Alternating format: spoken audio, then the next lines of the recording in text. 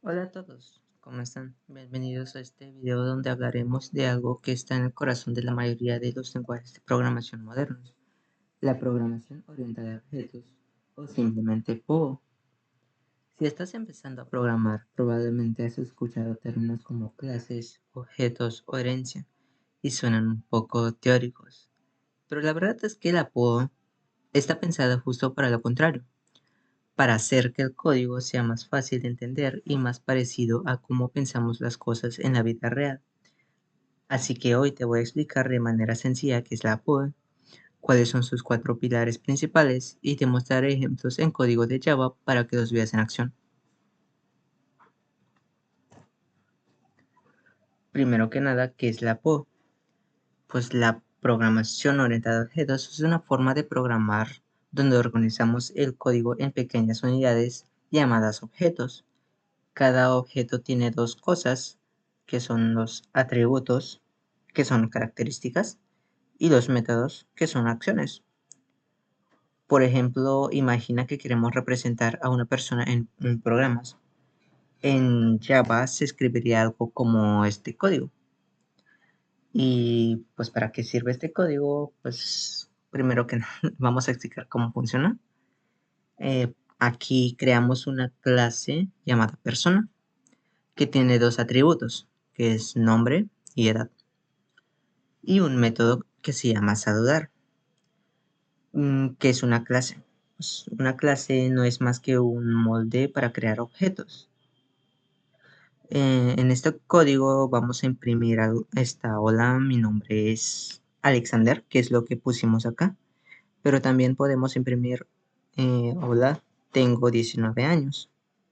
Este es un ejemplo sencillo para introducir al tema. Eh, la programación orientada a objetos tiene cuatro pilares principales que ayudan a que esto funcione correctamente. El primero que es el encapsulamiento, el segundo que es el polimorfismo, el tercero es la herencia y el último la abstracción. Vamos a conocer cómo funciona cada uno de estos. Primero, el encapsulamiento. El encapsulamiento consiste en proteger los datos dentro de una clase. La idea es que no cualquiera pueda cambiar los valores directamente, sino que lo haga de manera controlada. Para esto, el encapsulamiento utiliza ocultamiento de información, que esto mantiene los detalles internos del objeto oculto del mundo exterior. También control de acceso. En esto solo se puede interactuar con los datos a través de métodos públicos definidos, headers y setters. Y por último, modularidad. Facilita la modificación interna de una clase sin afectar el código que se utiliza. Aquí podemos ver un ejemplo. Aquí el atributo saldo está protegido por la palabra private, lo que significa que solo puede modificarse dentro de la clase. Si queremos cambiarlo, tenemos que utilizar los métodos depositar o retirar.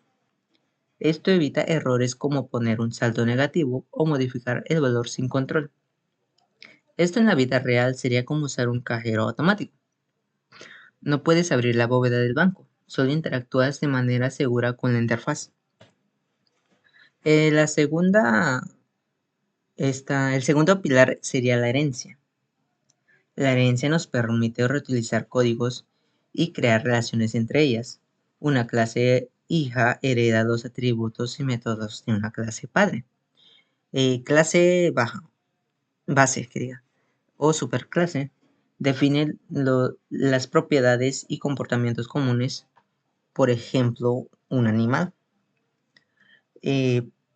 Reutilización de códigos permite que una nueva clase adquiera las propiedades y métodos de una clase ya existente. Y por último, clase derivada o subclase hereda de la clase base y puede añadir o modificar funcionalidades. Por ejemplo, perro hereda de la clase base animal.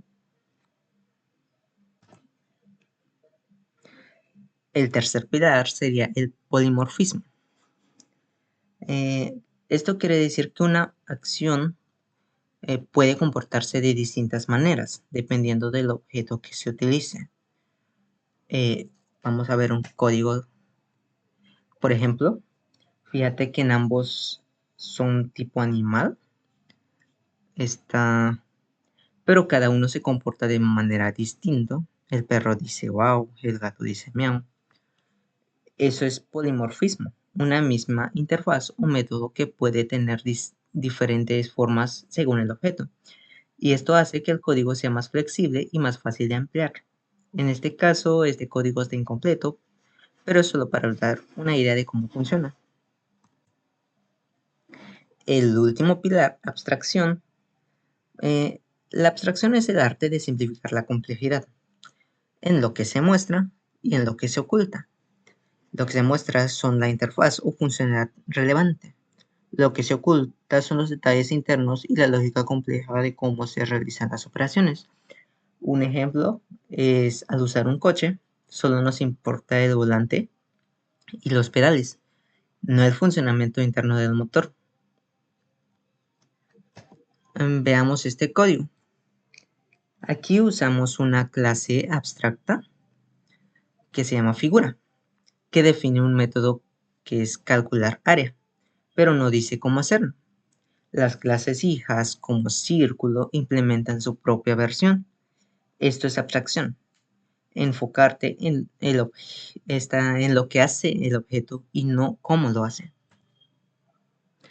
Las relaciones entre los pilares. Todos los pilares trabajan juntos. El encapsulamiento protege los datos, la herencia permite compartir comportamientos, el polimorfismo da flexibilidad, la abstracción simplifica el uso de código y si quitamos uno, el sistema deja de ser tan potente. Sin el encapsulamiento, el código sería inseguro. Sin la herencia, habría duplicación. Sin el polimorfismo, todo sería rígido. Y sin abstracción, el código sería difícil de entender. Beneficios de la POA. La POA nos permite escribir programas más organizadas, fáciles de manejar y de escalar. Podemos reutilizar clases, extenderlas o cambiar su comportamiento sin romper el resto de códigos. Y sobre todo pensar de una forma más natural, como si el programa fuera un conjunto de objetos que cooperan entre sí.